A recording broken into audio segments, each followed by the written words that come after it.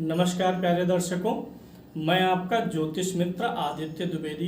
अगर आप अपनी कुंडली का परामर्श चाहते हैं, अपने प्रश्नों के उत्तर चाहते हैं, समस्याओं का समाधान चाहते हैं, खराब ग्रह दशाओं के उपाय जानना चाहते हैं, कुंडली मिलान करवाना चाहते हैं या किसी शुभ मुहूर्त के बारे में जानकारी लेना चाहते हैं, तो आप हमारे नंबर पर हमें कॉल कर सकते हैं या व्हाट्सएप मैसेज कर सकते हैं। एक आदमी डॉक्टर के पास गया और डॉक्टर से बोला, डॉक्टर साहब ज़रा ये बताइए क्या मैं मोटरसाइकिल चला ले जाऊंगा कि नहीं। आप अपने हिसाब से, अपने प्रोफेशन के हिसाब से जज करके बताइए। तो डॉक्टर साहब ने उनका हाथ चेक किया, हाथ ठीक था। पाँव चेक किया, पाँव ठीक था। दिमाग वगैरह भी चेक किया, दिमागी रूप से स्वस्थ थे। कमर भी ठीक थी, रीढ़ की हड्डी ठीक थी, स्वस्थ थे। तो डॉक्टर साहब ने उनसे कहा कि हाँ, आप बिल्कुल कार भी चला सकते हैं, मोटरसाइकिल भी चला सकते हैं, साइकिल भी चला सकते हैं। आप स्वस्थ हैं, उस लायक आपकी शरीर है। इसी प्रकार से जब आप कुंडली दिखाते हैं और आपको यह कहा जाता है कि आपकी कुंडली में शेयर मार्केट का योग है, तो कुंडली में शेयर मार्केट को स्वस्थ बनाने वाले जो योग होते हैं, हम उनको चेक करते हैं। अब जब डॉक्टर ने ये कहा कि आप मोटरसाइकिल चला सकते हैं, आप चलाने लायक हैं, सब कुछ ठीक दिख रहा, तो इसका मतलब क्या हुआ कि आप मोटरसाइकिल पे बैठेंगे और लेके भाग लेंगे, कार पे बैठेंगे और लेके भाग लेंगे? सीखना पड़ेगा ना। फिजिकली आप फिट हैं, साइकिल चलानी सीखनी पड़ती है, मोटरसाइकिल भी चलाना सीखेंगे और कार भी चलाना सीखेंगे। अनुभव लेंगे, कुछ स्क्रैचेज आएंगे, नुकसान होगा, पक्का है। थोड़ा बहुत गिरेगा, कुछ स्वयं को स्क्रैच पहुंचाएंगे, अपनी गाड़ी को या दूसरी गाड़ी को, या कहीं दाएं बाएं कुछ न कुछ सीखने में आपको डेंट भी आएगा। वही चीज़ है यहाँ पर भी। शेयर मार्केट कुंडली से सूट कर रहा है, तो इसका मतलब यह नहीं कि बस आपको जंप कर गए, इतना सब सुटेबल है, आप हाथ रख दिए, पैसा रख दिए, बस आपका शेयर भाग गया और सब तुरंत पैसा ही पैसा हो गया। ऐसा नहीं, सीखना पड़ेगा। वहाँ भी यहाँ भी कुंडली से आपको ये पता चलेगा कि कुंडली आपकी शेयर मार्केट के लिए फिट है कि नहीं। सीखना पड़ेगा। जिसकी कुंडली शेयर मार्केट के लिए फिट होती है ना, ये मैंने देखा है, इसी को प्रारब्ध या भाग्य कहते हैं। जिनकी कुंडली शेयर मार्केट के लिए फिट होती है, वे लोग वास्तव में सीख करके ही काम करते हैं। और जिनकी कुंडली में योग नहीं होता, वो सीखते ही नहीं, वो मानते हैं ये सिर्फ लक का खेल है, पैसा लगा देंगे आ जाएगा। तो शेयर मार्केट का योग अगर आपकी कुंडली में, आज मैं एक्सप्लेन करूंगा क्या अच्छे योग हैं, क्या बुरे योग हैं, क्या सावधानियां रखनी है। उन सारी चीज़ों को देख करके आप एक निर्णय ले पाएंगे कि हाँ, अगर कहीं कुछ हॉरोस्कोप से कमी आ रही है तो उसको कैसे सुधारें, कौन से ऐसे समय होंगे जब आपको ट्रेड वगैरह लेने से बचना होगा। अगर अच्छा है सब कुछ तो आप सीखिए और काम पे लगिए। हम बात कर रहे हैं शेयर मार्केट में, आप जानते हैं एक तो इंट्राडे होता है, एक होता है डिलीवरी उठाना, और एक फ्यूचर एंड ऑप्शन होता है, और कुछ लोग स्विंग ट्रेडिंग करते हैं। तो देखिए, इसमें जो योग मैं आपको बताने चल रहा हूं, चाहे इंट्राडे होगा, चाहे डिलीवरी होगी, फ्यूचर एंड ऑप्शन होगा, स्विंग ट्रेडिंग होंगी, सभी में यही चीज़ें काम करेंगी। बशर्ते अंतर यह है कि आप फिट हैं, आप बुलेट चलाना सीखेंगे कि हीरो की मोटरसाइकिल चलाना सीख रहे हैं, कोई ना कोई एक से आप शुरू करेंगे।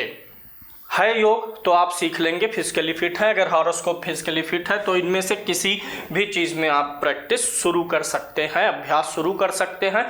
लेकिन ये भी जानिएगा, एक बार में एक ही तरबूज उठाना अच्छा होता है।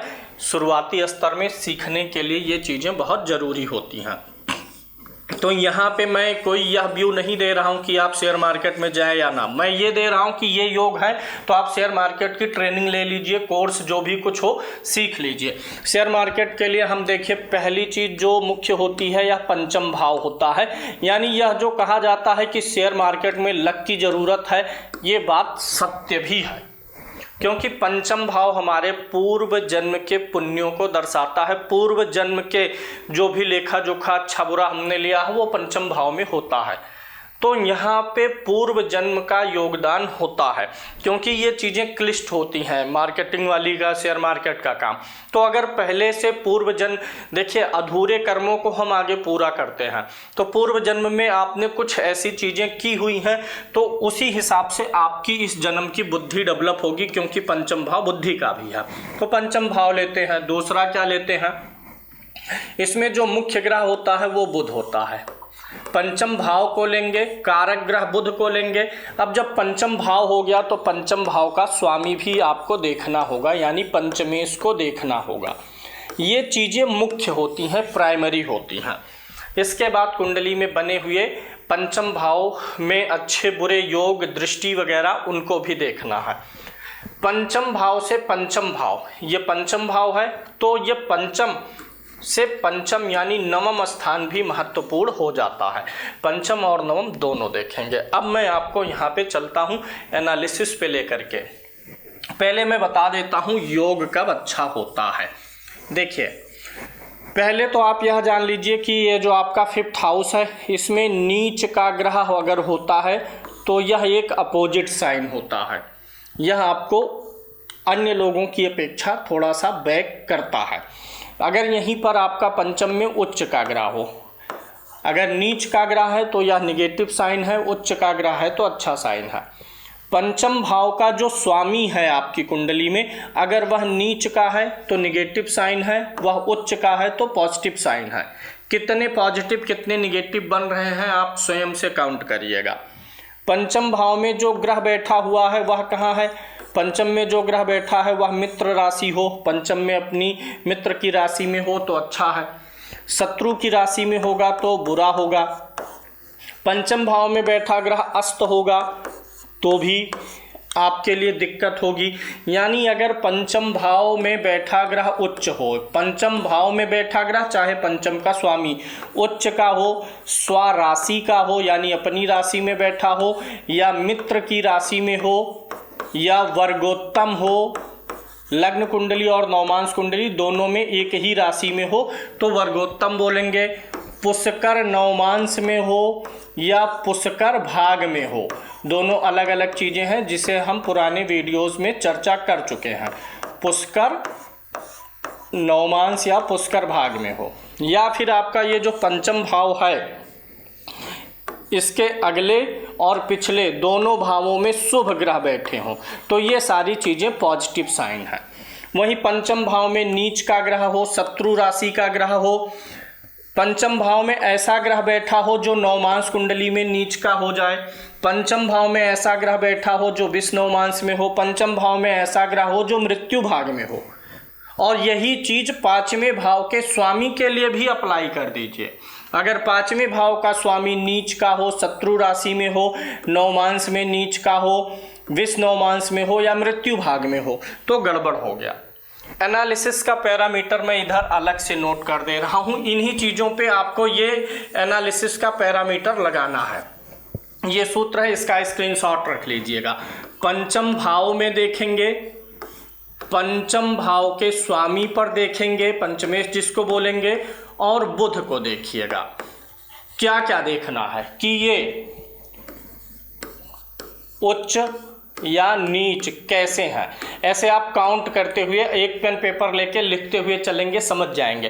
पंचम भाव में बैठा ग्रह उच्च है या नीच है, पंचम भाव में बैठा ग्रह स्वाग्रही है यानी अपने घर में है कि शत्रुग्रही है, इसको देख लीजिएगा। शत्रुग्रही मतलब शत्रु राशि में, या इसके अलावा पंचम भाव में बैठा ग्रह मित्र के घर में है, या फिर इसका भी अपोजिट शत्रु राशि ही होता है।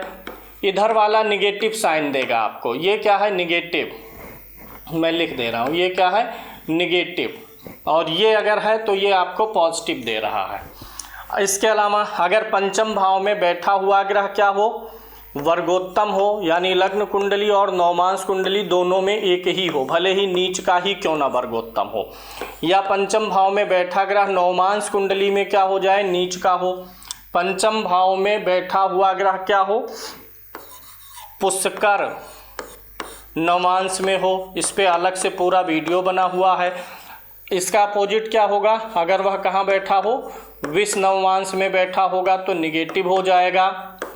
इसके अलावा अगर पंचम भाव में बैठा हुआ ग्रह क्या हो, पुष्कर भाग में हो, इसका अपोजिट क्या होगा, मृत्यु भाग। हर राशि में एक अंश निर्धारित अंश पर ग्रहों का मृत्यु भाग होता है। जो चीज़ आपको इसमें ऐसा लग रहा है कि ये नई है, नहीं समझ पा रहे हैं, तो ऐसे यूट्यूब पे सर्च कर लीजिए, पुष्कर नवमांश नक्षत्र तक, विष नवमांश नक्षत्र तक, पुष्कर भाग नक्षत्र तक, तो वीडियो आ जाएगी, मृत्यु भाग नक्षत्र तक आ जाएगा आपको। अब ये इतने जो पैरामीटर हैं, इसी में एक और है शुभ कर्तरी और पाप कर्तरी। शुभ, अभी इसके आगे भी कुछ सावधानियां बहुत स्पेशल हैं। जो लोग शेयर मार्केट में बार बार लॉस कर रहे हैं ना, अभी उसकी एक ट्रिक देने वाला हूं। शुभ कर्तरी और पाप कर्तरी। अब यहाँ पे देखिए, सबसे पहले आप अपने पंचम भाव में अगर कोई ग्रह है तो, नहीं है तो छोड़ दीजिए, पंचम भाव में कोई ग्रह है तो उस पे इसमें से चीज लागू करिए कि वह उच्च है कि नीच है। पॉजिटिव वाला लागू हो रहा है पंचम भाव में बैठे ग्रह पर कि निगेटिव वाला। फिर जो पंचम भाव का स्वामी होगा उसके ऊपर इसमें से चीज लागू करिए। फिर बुध को, बुध उच्च का है, स्वाग्रही है, मित्र के घर में, वर्गोत्तम है, पुष्कर नवमांश में, पुष्कर भाग में है, शुभ कर्तरी में है। क्या है कि इसमें से चीज लागू हो रहा है। अगर आपका पंचम भाव, पंचमेश और बुध निगेटिव पॉइंट से बच जा रहे हैं तो आपके लिए शेयर मार्केट बहुत अच्छा है। अच्छा नहीं है बल्कि बहुत अच्छा है। कुछ इसमें आ रहा है, कुछ इसमें आ रहा है, तो कितना पॉजिटिव में आया, कितना नेगेटिव में आया, उसकी तुलना कर लीजिएगा। अगर पॉजिटिव अधिक है तो आप शेयर मार्केट की ट्रेनिंग या कोर्स वगैरह कर लीजिएगा। अब ये देखिए, इधर आपकी कुंडली होती है, इस पे मैं थोड़ा सा आपको और स्पष्ट करता हूँ कि सिर्फ पंचम भाव पंचमेश से ही नहीं मतलब है, कुछ विशेष चीज़ें होती हैं। जैसे ये जो आपका पंचम भाव है, अगर इस पर बुध का प्रभाव हो गया, बुध बैठा हो या बुध की दृष्टि हो, तो भी आपके लिए बहुत अच्छा हो जाएगा। जो पंचम भाव का स्वामी है, पंचमेश है, उसे बुध का कंजंक्शन मिल जाए, बुध की युति मिल जाए, बुध के साथ हो जाए, तो भी बहुत अच्छा है। यानी जो पंचम भाव है, पंचम भाव का स्वामी है, उस पे अगर बुध का प्रभाव पड़ जाए तो यह बहुत अच्छा साइन है शेयर मार्केट के लिए। आप सीख सकते हैं और तेजी से सीखेंगे और काम भी करेंगे। एक चीज़ आपने ये भी सुना होगा, पंचम भाव किसका होता, बुद्धि का। बुद्धि हमारी पूर्व जन्म से ही निर्धारित होती है कि हमारी बुद्धि कैसे प्रोसेस करेगी, कि हमने जैसा कर्म किया है वैसे ही प्रोसेस करेगी। पंचम भाव शिक्षा का होता है, तो इसीलिए जब आप शिक्षा जोड़ेंगे, एजुकेशन लेंगे, ट्रेनिंग लेंगे शेयर मार्केट की, तब जा कर के आप सफल होने वाले हैं। तो यहाँ पंचम भाव में अगर राहु की दृष्टि हो, पंचम भाव पर राहु की दृष्टि हो या फिर केतु की दृष्टि हो, ध्यान दीजिएगा, राहु या केतु की दृष्टि पंचम भाव पर हो या पंचम भाव के स्वामी पर हो या बुध पर हो और अच्छे भाव में हो, तो भी आप शेयर मार्केट से जुड़ा काम कर सकते हैं, सीख सकते हैं। मान लीजिए राहु यहाँ पर बैठा हुआ है और यहीं पर आपका पंचमेश शनि बैठा है, पंचम भाव का स्वामी होके शनि पंचम में है और राहु की दृष्टि आ गई, तो अब भी बन गया योग। यानी ये जो तीन फैक्टर यहाँ पे मेंशन किए गए, पंचम, पंचमेश, बुध, इन पे अगर राहु केतु का गुड एस्पेक्ट है तो भी आप शेयर मार्केट के लिए प्रोसीड कर सकते हैं। आपके लिए अच्छा रहने वाला है, सीख जाएंगे। दूसरी चीज, हमारी कुंडली में धन, ये तो काम को व्यक्त करेगा, शेयर मार्केट के काम को। धन भाव तो यही है आपका, द्वितीय भाव धन भाव है और ये आपकी इच्छा की पूर्ति का है, लाभ भाव है। तो इन दोनों भावों का भी बड़ा योगदान होगा और इसके साथ साथ आपकी दशांश कुंडली का भी बड़ा योगदान होगा, D10 का। एक चीज देख लीजिएगा, जो आपकी लगन कुंडली का पंचमेश है और बुध है, वह कहीं D10 में नीच का तो नहीं हो रहा है। अगर आपके पंचम भाव में बैठा ग्रह, पंचम भाव का स्वामी या बुध D10 में नीच का, सिर्फ नीच ही देख लीजिएगा, उतना ही पर्याप्त है, नीच का तो नहीं है। तो अगर आप शेयर मार्केट सीख लिए हैं, सब कुछ अच्छा कर रहे हैं, लेकिन फिर भी अपेक्षित प्रॉफिट नहीं आ रही है, तो उसका कारण आपके D10 में जुड़ा हुआ है। D10 में आपको एक चीज़ और देखनी होगी, D10 जो आपका है, कहीं उसका लग्न, D10 का दशमांश का लग्न देखना है कि लग्न में तो नीच का ग्रह नहीं है, अगर है तो उसके कारण से दिक्कत आएगा। जो D10 का लग्नेश होगा उसे भी चेक करिएगा, D10 में ही चेक करना है, अगर वह नीच का है तो भी दिक्कतें आती हैं। ये दो चीज़ें आपको जान के रखनी है, यानी D10 का लग्न और लग्नेश, ये दोनों आपको चेक कर लेना है। इनके पीड़ित होने पर भी आपको शेयर मार्केट की अभिरुचि में दिक्कत आएगी, आप ज़्यादा धैर्य नहीं रख पाएंगे, जबकि शेयर मार्केट धैर्य रखने का काम है। अगर आप इंट्राडे नहीं कर रहे हैं, आप डिलीवरी उठा रहे हैं, तो धैर्य रखना होगा। देखिए होता क्या है कि शेयर मार्केट में पैटर्न होते हैं, चार्ट होते हैं, पैटर्न बनता है, कैंडल्स होते हैं, तो इन सारी चीज़ों को समझना होता है। रेड कैंडल बनेगा, ग्रीन बनेगा, इन सारी चीज़ों को समझना होता है। तो समझने के लिए हमें बुध की बुद्धि चाहिए। बुध की क्या चाहिए? बुद्धि चाहिए। और पंचम भाव बुद्धि का होता है, इसलिए पंचम भाव चाहिए और पंचम भाव के स्वामी को चाहिए। ये इन चीज़ों को क्यों देख रहे हैं? क्योंकि ये सब टेक्निकल जो चीज़ें हैं, इनको समझने के लिए बुद्धि चाहिए ही चाहिए, इसलिए बुद्धि वाली सारी चीज़ें ली गई हैं। लेकिन मान लीजिए आपने सब कुछ समझ लिया, एनालिसिस कर लिया, बुद्धि एनालिसिस का कारक ग्रह होता है और पंचम भाव होता, पंचमेश होता, आपने सब कुछ एनालिसिस ठीक कर लिया, समझ लिए आप सब कुछ, लेकिन उसके बाद होना क्या चाहिए? धैर्य होना चाहिए कि अरे ये स्टॉक बढ़ रहा है, मैं तो पीछे छूट जा रहा हूँ, लाओ खरीदूं जल्दी से। धैर्य की ज़रूरत होती है।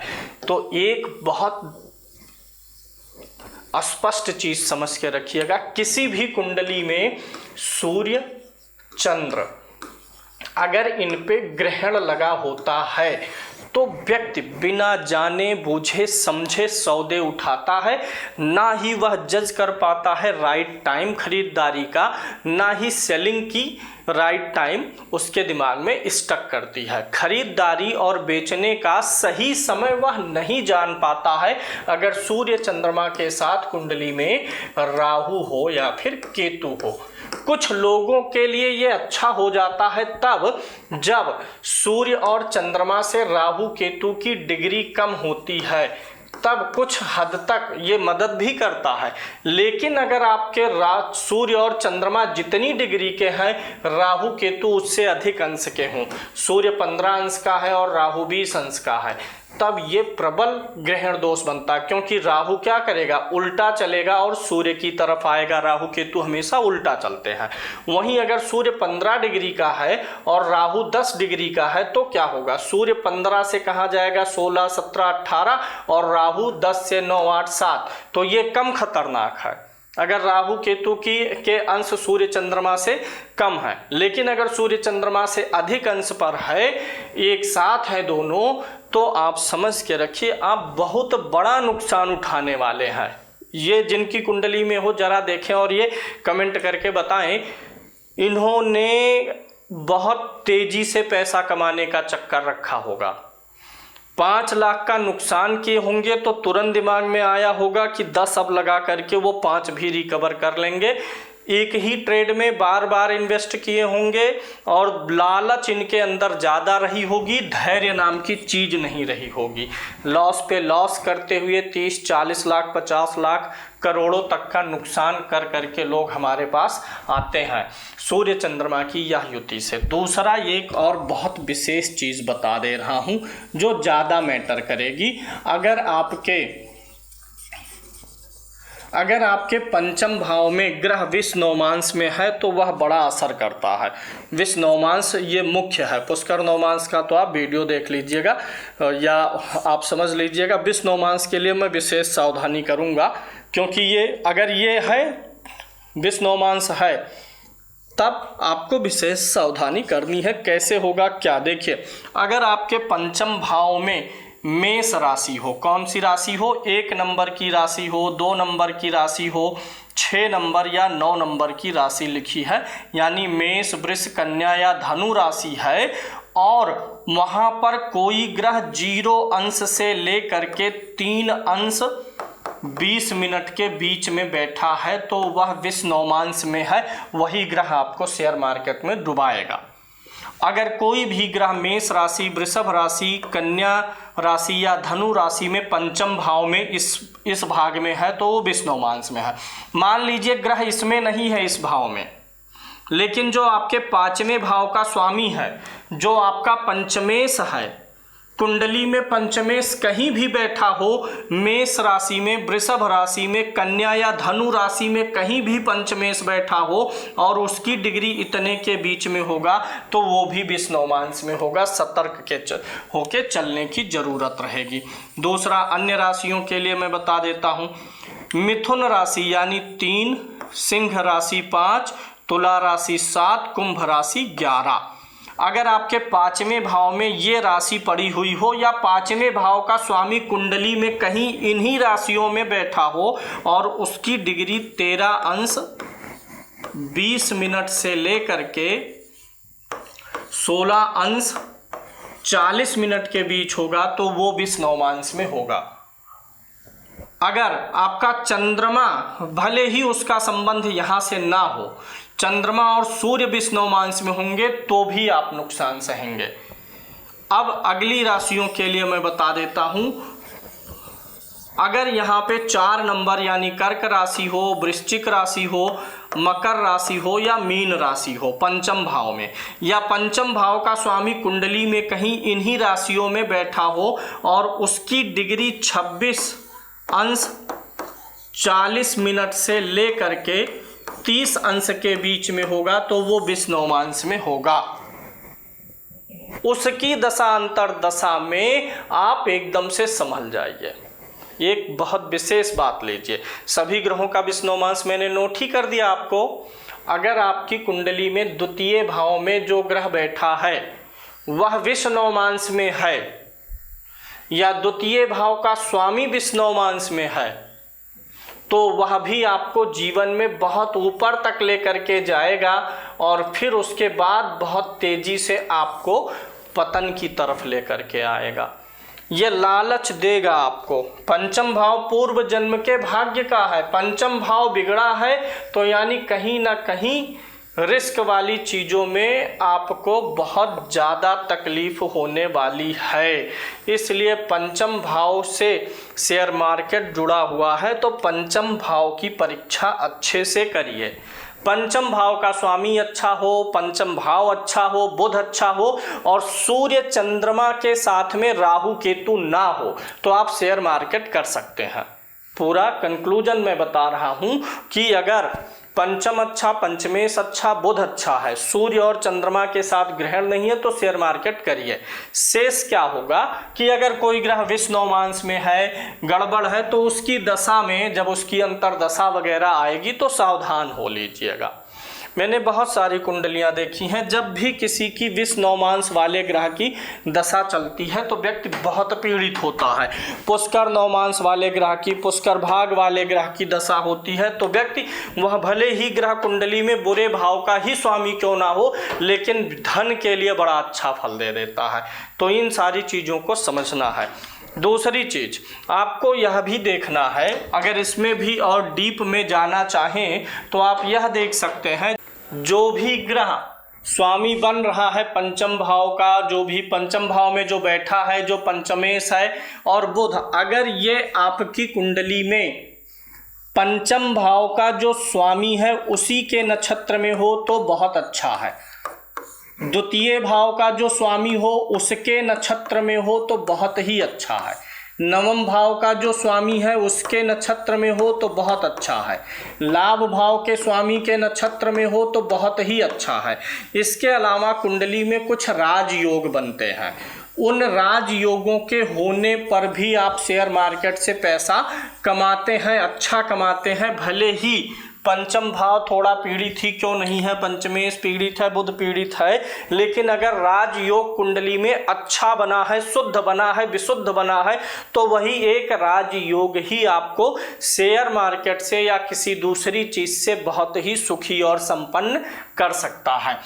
अब एक विशेष चीज देखिएगा, अगर ये आपका जो ये पंचम भाव है, इस पंचम भाव का संबंध, पंचम हमारा त्रिकोण होता है, पंचम भाव का संबंध आपके किसी केंद्र से बन जाए तो यह लक्ष्मी नारायण राजयोग होता है।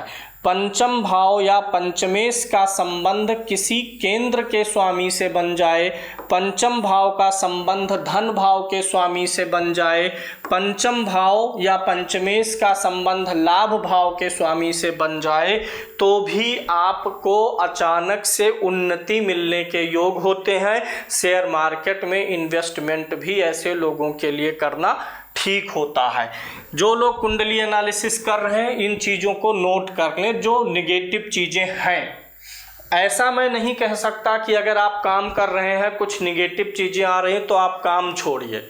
काम छोड़ने, आप चला रहे हैं साइकिल और साइकिल हो गई पंचर, तो आप क्या करेंगे? पहिया निकाल के फेंकेंगे कि पंचर को रिपेयर करेंगे? अगर कहीं कुछ पंचर लग रहा है आपको इस विधि से, तो उस पंचर को रिपेयर करिए, ना कि पहिया निकाल के फेंकिए। हाँ, ये जरूर है जो शुरू में मैंने सीखने की बात डॉक्टर वाला उदाहरण दिया था, उस पर अमल जरूर करिएगा। अगर कोई ग्रह नीच राशि में है पंचम भाव में और वह आपकी कुंडली का कारक ग्रह है, अच्छा ग्रह है, तो उसका रत्न पहन लीजिए। और अगर वह कारक नहीं है तो उसकी वस्तु का दान कर दीजिए।